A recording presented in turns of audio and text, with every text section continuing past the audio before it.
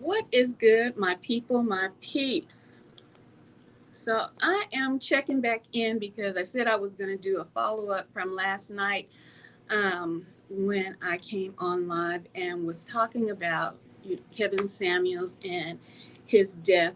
Um, but however, I wanted to do a full broadcast with the studio set up and everything, and that's not happening. Today has been a hectic day, so I wasn't able to get fully set up. But I want you guys to know I did try. Matter of fact, let me show you. The proof is in the pudding. I brought the camera here and my laptop. Hold on, let me switch this around so you guys can see. Yeah, hold on, back camera. So as you can see right here, I was ready to do a live broadcast right here. That's why I brought the computer and everything from home. But nevertheless, let me turn this back around. Nevertheless, it's okay because I had a lot going on and I couldn't set up the my studio. You know, it's portable. If you have your laptop, you can do the studio setup anywhere. I wasn't able to do that today, so I wanted to stop in real quick because I said last night that we didn't know for sure um, if the rumors were true regarding Kevin Samuels. But this morning on the Breakfast Club, Angela Yee did her rumor report, which she stated about his passing. However, I've been working all morning and haven't been able to, follow up, like I said, with an official news broadcast, and I haven't heard anything because I've been in my office. But nevertheless, I wanted to show you guys when I went on his program because Kevin was so divisive with his message. And when I went on to his program, it wasn't to try to get any sympathy. I went on talking to him directly. I think that we were talking about love, and he had young women on at that time, and he was just, berating them or whatnot. And so when I went on his show, I was trying to aid the young women and give a viewpoint, but we all know how he would overtalk overtalk you, not let you get your point out. And that's exactly what he did to me. And I was going to show you guys that as well. But nevertheless, I haven't been on social media really to see how things are going on as far as the memes and what people are saying. But last night, I just gave my viewpoints on how I felt about what his message did to our community.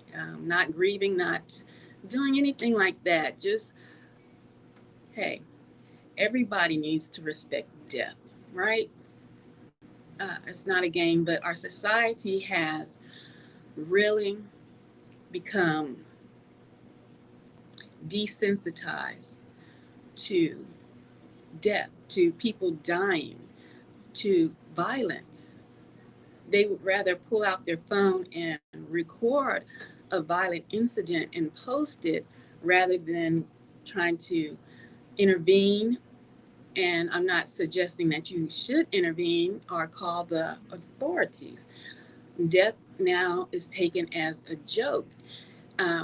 Whether he was a wicked man or whether he was, you know, righteous, I felt that he had a powerful platform that he could have used more for good than evil. However, he chose not to use his platform for good. And so, hello, Broken Matrix. What are you saying? I think his overall message wasn't. And I'm glad you said that, Broken Matrix TV, because when I first heard Kevin's messages, when I was, waking up and looking for people who had platforms with strong messages that they were, saying. And the reason why I even went to his platform, I was actually listening to a camp, and they listened to um, to him. And that's when I was like, let me do some research. Who is he? Because the segment that I heard, he did have valid points. And being a strong man, being authoritative, um, when within your manlyhood. So that is one of the reasons why I did watch him, and I wanted to see if I could interview him. Or when I watch people, it's for a reason. It's not, some things that I do watch are for pure entertainment to break away from the norm. But people that are controversial or have their own thought process, I tend to watch more and try to see what they're about. And then I want to interview them. I want to talk to them. We don't necessarily have to agree on everything. So I'm glad you did bring that up. Overall, he well, I don't want to say overall his message was good, but he did have some points about what men should do as far as being the head of the household. But then he would take a whole different route. Let me see. I do believe he said some very hurtful and disrespectful things, but I think think his message challenged women to stop having many kids, and looking for high value men. Well, I think he wanted them to look for high value men, but if they had kids already, that they were pretty much out of the running. They were pretty much used goods, So, but it was unrealistic for his concepts in this day and time. Um, there was an email that I received when I did, and I wanted to share also the skit that I did about Kevin Samuels, calling him an agent. And that was even before I went on his program to speak with him. And that was not to speak with him to just to be on his show. It was on. And when I was listening to it and how how he was going in on these young girls, and they pretty much couldn't get a word in. On that particular show. And he was like, well, any older women want to chime in? And by then my blood pressure was up. So that's why I clicked on, and I didn't even think that he would even have pulled me into the studio. And so he did. And when I was talking and explained to him about love, and because he was saying something along the lines of, when you're married, there's no love there in the beginning, or something to that message. Or it was all like a fantasy outlook that he had, but it was more fantasy for men. Like, men really didn't have to love their wives. It was like their wives were trash, basically. And this is on just a basic level of what I'm explaining to you all, how he was presenting that message. And the love wasn't there. And I was like, well, Kevin, this is when I got on his show. I was like, well, love is there because God said to love your wife like you would love yourself, like you would love the church, right? And then he was a master at gaslighting, at switching the conversation around and not letting you have a valid point. So when I noticed he was doing that with me, I just was laugh, let him talk, try to say a word or two. It wasn't happening. So I was like, well, yeah, I'll finish watching the program, basically. And that was the end of our interaction. But I did feel that if he could have honed in on his skill sets and not have made it so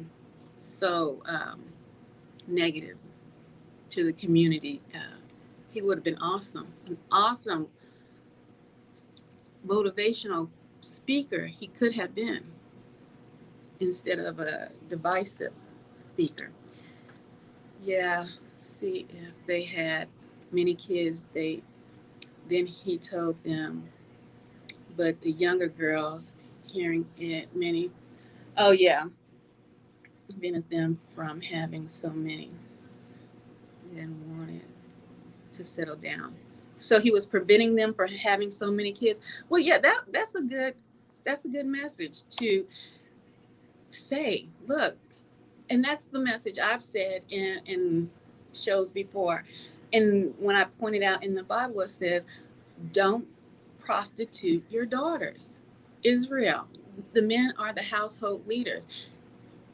And I think that was in Leviticus. Don't prostitute your daughters.